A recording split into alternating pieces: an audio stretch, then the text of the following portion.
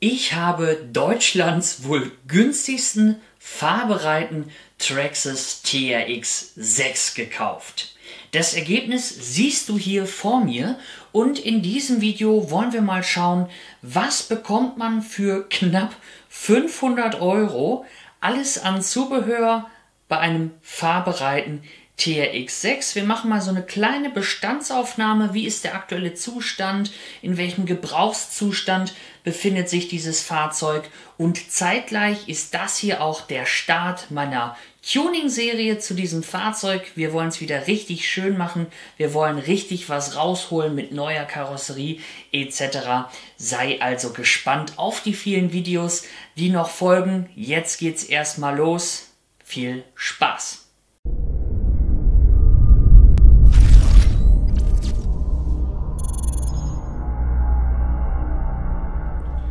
Bevor ich auf dieses Fahrzeug hier eingehe, ist mir ganz wichtig zu sagen, es ist kein Hate-Video an den Verkäufer, auf gar keinen Fall. Es war ein richtig schöner Kontakt. Grüße gehen raus an den Marcel, von dem ich dieses Fahrzeug hier erworben habe. Ein richtig feiner, netter Kerl und er hat mir den Wagen zu einem wirklichen Spottpreis überlassen. Ich habe mir genau angeguckt, was ich hier kaufe. Er hat mir alles gezeigt, er hat mir ein paar Dinge mit dazugelegt und wollte sich jetzt ein neues Projekt aufbauen und dazu dann den alten hier abgeben. Ich würde sagen, wir schauen mal Stück für Stück, was wir hier alles so bekommen haben und starten wollen wir natürlich hier mit dem Auto. Wie du sehen kannst, ist dieses Fahrzeug hier in einer wirklich tollen Farbe. Es ist dieses matte Grau, in der man diesen TRX 6 auch bekommen kann. Dann ist er sogar einen kleinen Tacken teurer. Ich glaube, der Preis unterscheidet sich, wenn man ihn jetzt neu kauft mit dieser matten Karosserie, um 10 bis maximal 20 €. Dann können wir auch schon sehen, der Marcel, der hat hier nochmal ordentlich was reingesteckt. Und zwar haben wir hier vorne ja so eine Art Metallbumper, so ein Unterfahrschutz aus Metall nachgerüstet in schwarz. Hier nochmal einen Bullenfänger in Silber, scheint auch Alu zu sein, so wie das aussieht. Dann hier oben auf der Motorhaube aufgeklebt aus Metall, so ein Riffelblech, so ein paar Lufteinlässe hier oben auch. Also da hat er tatsächlich ein bisschen was investiert. Hier oben drauf einen wirklich schönen Dachgepäckträger mit einer funktionierenden Leitbar. Alles hier aus Metall, gefällt mir richtig gut, hat er auch fest angebracht und was er dann noch ja irgendwann mal ansetzen wollte, das waren diese Zusatzscheinwerfer, die hat er mir einfach mit dazu gegeben. Die sind jetzt hier ja noch ein bisschen wild dran. Das hat er auf alle Fälle nicht mehr zu Ende gebaut. Wir können hier mal so ein bisschen drauf gucken, so sieht das Ganze aus. Ne, hier schön Metall, alles ein bisschen dreckig noch, kein Problem. Hier auch noch so Gummizucht dran. Hier hinten die Scheinwerfer, die hatte er auch schon dran. Und hier kommen wir tatsächlich auch zu etwas Besonderem. Und zwar hat er hier die Ladefläche ausgesägt. Normalerweise ist diese Ladefläche ja nur 3-4 mm tief. Und dann gucken hier zwei Kunststoffnasen für die Lexan-Klammern raus. Das ist hier tatsächlich nicht, sondern er hat hier im Zubehör eine große Mulde gekauft für diesen Pickup-Bereich hier und hat hier sogar den ein oder anderen Scale-Artikel reingesetzt. Das finde ich cool, das wollte ich auf jeden Fall auch umsetzen. Eine Sache, die mir nicht so gut gefällt, die er ganz gerne haben wollte, das ist hier diese Metallstoßstange. Und ja, die ist natürlich massiver als das originale Lexan und ja, ist jetzt auch nicht schlecht, wenn man einen Anhänger fahren will, kann man darauf auf alle Fälle nicht verzichten, weil man muss ja irgendwie hier eine Anhängerkupplung haben. Aber was mir daran tatsächlich gar nicht gefällt, dass man dann hier die originale Lexan-Stoßstange ausschneiden muss. Ich finde, das sieht immer nicht so schön aus. So schön diese Metallstoßstange auch ist, desto unschöner finde ich das halt, dass man das ausschneiden muss. Das mag ich gar nicht, das finde ich wirklich sehr, sehr schade. Aber hey, er wollte es so und ja, die wird bei mir eines Tages auf jeden Fall rausfliegen. Dann können wir ja hier mal vorsichtig so ein bisschen unter das Blechkleid gucken. Du siehst schon, ja, der hat Gebrauchsspuren. Ne? Der ist dreckig, der ist ziemlich fertig. Der wurde richtig bewegt, richtig gefahren. Wir nehmen das hier mal vorsichtig runter. Hier haben wir auch noch einen Lichtanschluss. In der Karosserie hier ist ein Lichtset verbaut. Und jetzt können wir uns das Fahrzeug mal so ein bisschen ansehen. Und wir sehen auch hier schon die Trittbretter, die eigentlich komplett in Chrom sein sollten. Ja, die sind mehr oder weniger schon ziemlich abgescheuert. Wir sehen auch, dass der Wagen relativ viel Wasser gesehen hat. Also sehr, sehr viele Schrauben sind hier so ein bisschen am Rosten, so ein bisschen gammelig. Der normale Brushed-Motor von Traxxas wurde schon ersetzt gegen einen 27T-Motor. Da habe ich auf alle Fälle auch was anderes vor. Der fliegt bei mir in der Tuning-Reihe auf jeden Fall raus. Ich möchte hier eine Fusion Pro Combo später reinbauen. Und ja, da hat dieser Motor nichts zu suchen, aber haben ist besser als brauchen. Ich wollte auf alle Fälle einen fahrbereiten TRX6 haben, an dem man sich dann Stück für Stück entlanghangeln kann. Ja, dann haben wir hier unser Servo für das Zweiganggetriebe. Hier sind unsere Servos für die sperrbaren Differentiale. Wir können hier einmal die Vorderachse sperren und die beiden Hinterachsen. Ja, was hier die Besonderheit ist, ein Servo ist schon mal neu gekommen. Da ist jetzt noch ein Traxxas Servo drin. Das gibt allerdings den Geist auf. Hören wir uns gleich mal an. Das klingt überhaupt nicht gesund. Schaltet auch nicht mehr ganz sauber. Da war der Marcel so nett und hat mir hier direkt schon ein neues Servo mit dabei gelegt. Hier einmal so ein ganz kleines für die Differentiale, so ein 9 Gramm Servo. Und einmal auch ein Lenkservo, obwohl hier vorne auch schon ein anderes drin ist, was ein bisschen kräftiger ist. Aber er hat mir das hier, einen 20 Kilo Servo, auch nochmal mit dazu gepackt. Das fand ich wirklich sehr, sehr nett. Hier hinten der Hinteraufbau, wo wir gerade kurz drüber gesprochen haben, der ist hier komplett installiert und ersetzt auch die Karosseriehalterung hinten. Hier gibt es so einen kleinen Mechanismus, wo man dann die Karosserie mit verriegeln kann. Der fehlt leider auf dieser Seite, der ist nicht mehr da.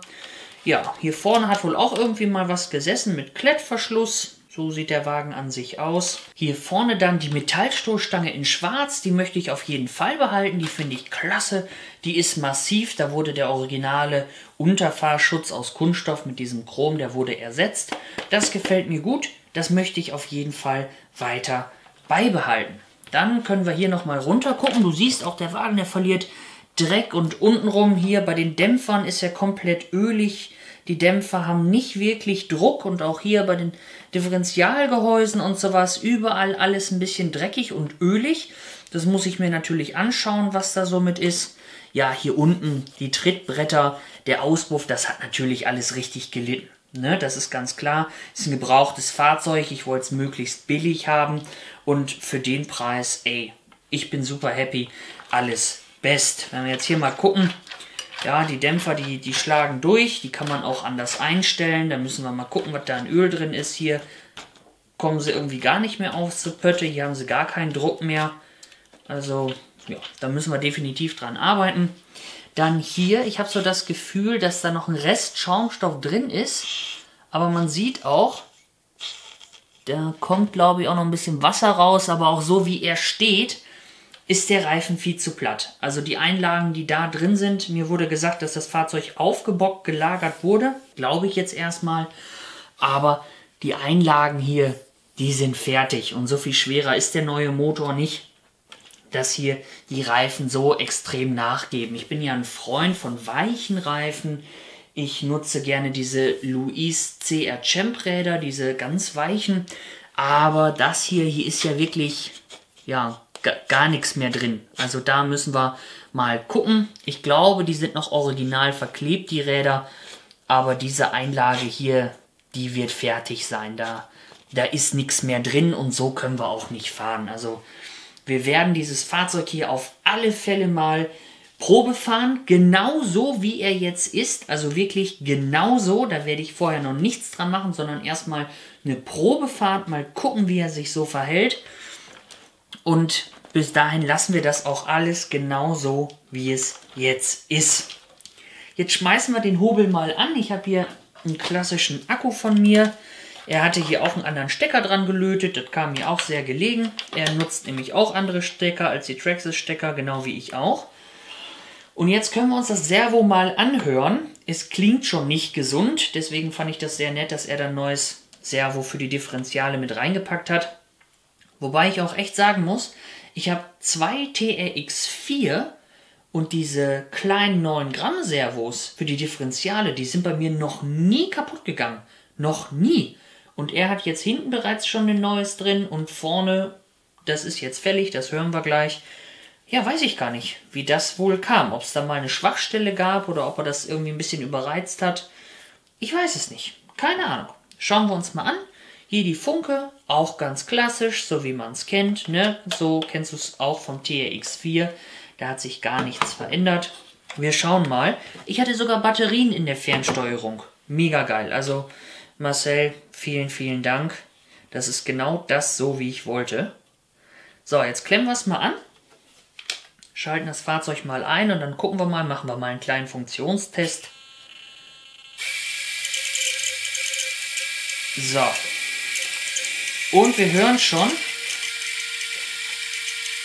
das ist hier ein Servo. Die klingen beide scheiße, wenn man das so sagen darf. Wir gucken mal, wir schalten mal in zweiten Gang. Das funktioniert sauber. Fahren mal ein Stück vorwärts und rückwärts. Zurück in Kriechgang. Das hält auch. Wunderbar. Ja, aber was hat er jetzt mit den Differentialservos gemacht? Das kann ich mir nicht erklären. Wir schalten mal 1. Da tut sich gar nichts. Es verändert sich nur der Sound. Mal gucken, wenn man vor und zurück fährt vielleicht. Nee. Und dann schalten wir es nochmal. Das klingt auch sehr schlecht. Komischerweise bewegt sich auch nur das hintere. Von dem vorderen höre ich gar nichts. Ich kann es dir mal zeigen. Also da müssen wir dann irgendwann auf jeden Fall ran. So, jetzt schau mal hier. Achte mal auf den Bereich. Ja. Spannend. Also die klingen überhaupt nicht gesund. Aber trotzdem werden wir damit natürlich im nächsten Video eine Probefahrt machen, ganz klar. So, wir schauen mal eben. Alles offen. Jetzt habe ich eins gesperrt. Ah, okay. Es scheint doch gesperrt zu sein. Jetzt die hinteren. Okay, es funktioniert. Okay. Ich habe gar nichts gesagt. Ja, läuft wieder. Aber vorne bleibt es gesperrt. Also wir jetzt vorne komplett den Geist aufgegeben haben. So, jetzt müssen wir uns noch ein Momentchen an diesen Krach hier gewöhnen, denn ich möchte dir natürlich auch das Lichtset nicht vorenthalten. Es ist das originale Lichtset von Traxxas. Das klemmen wir mal an. So. Dass der Krach jetzt leiser wird, kann ich nicht behaupten. Aber schau mal. Richtig cool. Es funktionieren sogar noch alle LEDs.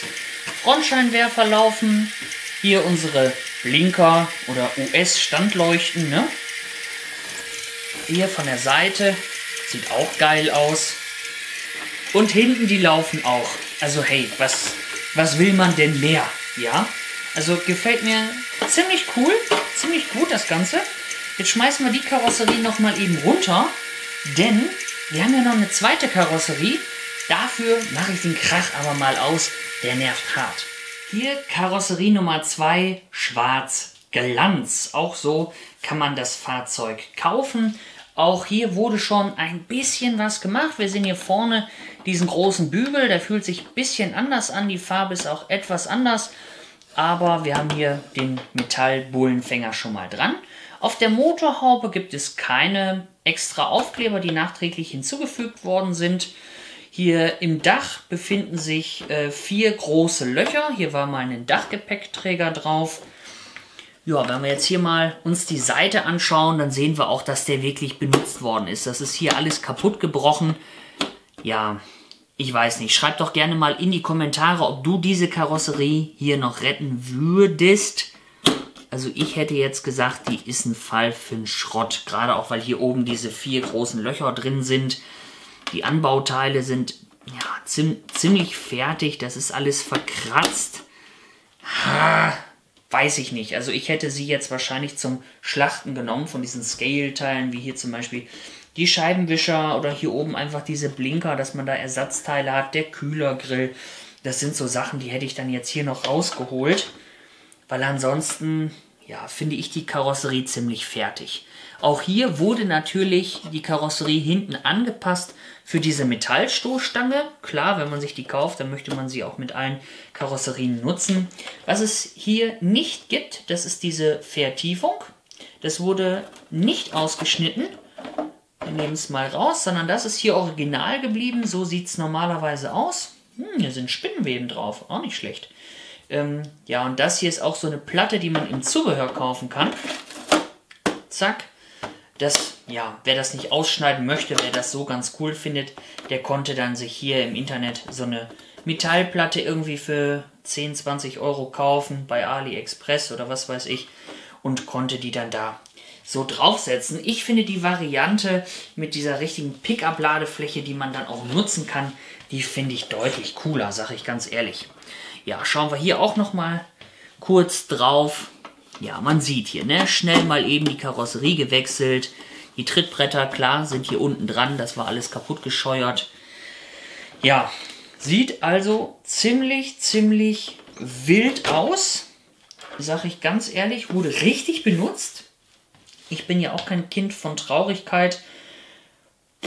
Ob ich den jetzt so benutzt hätte, weil man darf halt nicht vergessen, was kostet die Kiste neu. Also derzeit, wenn ich da mal zwischendurch so geguckt habe im Internet, liegst du bei knapp 800 Euro. Und dann so, aber Crawler sind zum Fahren da, also von daher, ne, geht raus in die Natur, macht was mit dem Auto. Und ich darf halt auch nicht vergessen, ey, ich habe den mega günstig bekommen. Und das alles hier im Komplettpaket zusammen mit 2 Servos noch mit dazu. Wobei ich glaube, dass ich bestimmt noch einen kleinen brauche, weil die hörten sich beide irgendwie mies an. Ja, da kannst du nichts zu sagen. Und hier ist auch noch ein Lichtset verbaut. Das darf man auch nicht vergessen. So ein einzelnes Lichtset liegt auch bei 60, 70 Euro. Da muss ich noch mal gucken. Hier hängen so ein paar Kabel runter. Es funktioniert alles. Aber hier hängt auch irgendwie ein bisschen wild was lose drin. Auch lose Kabel. Ja, bisschen spannend. Muss ich mir dann mal ganz in Ruhe angucken. Wie geht es jetzt weiter mit diesem Fahrzeug? Also wie ich schon erwähnt habe, das hier wird mein neues großes Tuning-Projekt. Diese Karosserie, wie gesagt, schreibt in die Kommentare. Ich glaube, ich werde sie schlachten. Die graue, die möchte ich nicht schlachten. Da werde ich versuchen, noch ein bisschen wieder was rauszuholen. Und ansonsten möchte ich mit dir zusammen Stück für Stück das Auto durchgehen. Das heißt, wir machen erstmal eine ausgiebige Probefahrt im Gelände, genau so wie die Karre jetzt ist, mit den ausgelutschten Dämpfern, mit den Plattenreifen, mit den Servos, die nicht mehr schalten. Genau so machen wir das, um erstmal festzustellen, wo sind wir hier, wie läuft das, wie fährt das, was bekommt man auf dem Markt für wenig Geld, in Anführungsstrichen wenig Geld, darf man auch nicht vergessen. 500 Euro sind auch nicht wenig Geld, gerade in der heutigen Zeit nicht. Aber was bekommt man dafür? Und dann gehen wir Stück für Stück los und sagen, komm, wir reparieren erstmal, wir reinigen, wir schauen erstmal Bestandsaufnahme, was können wir mit den Rädern machen, wie kriegen wir die wieder hin, was machen wir mit den Dämpfern, wie kriegen wir das Fahrzeug erstmal so wieder hin, dass es vernünftig fährt, vernünftig aussieht und dann gehen wir wirklich weiter, dass wir die Elektronik erneuern. Da kommt eine Fusion Pro Combo rein, das möchte ich auf alle Fälle. Dann wird es eine neue Karosserie geben. Ich habe eine klare Karosserie bei mir schon hinten in der Ecke stehen. Die wartet schon sehnsüchtig auf dieses Chassis. Und wir werden natürlich auch mal so ein bisschen am optischen Tuning nochmal gucken und schauen, was man aus so einem Fahrzeug noch so rausholen kann. Und da würde ich mich sehr freuen, wenn du damit dabei bist. Bis dahin wünsche ich dir eine gute Zeit. Sei auch beim nächsten Video zu diesem Fahrzeug wieder mit dabei. Ich wünsche dir viel Spaß bei der Tuning-Reihe. Bis zum nächsten Mal, dein World Control RC.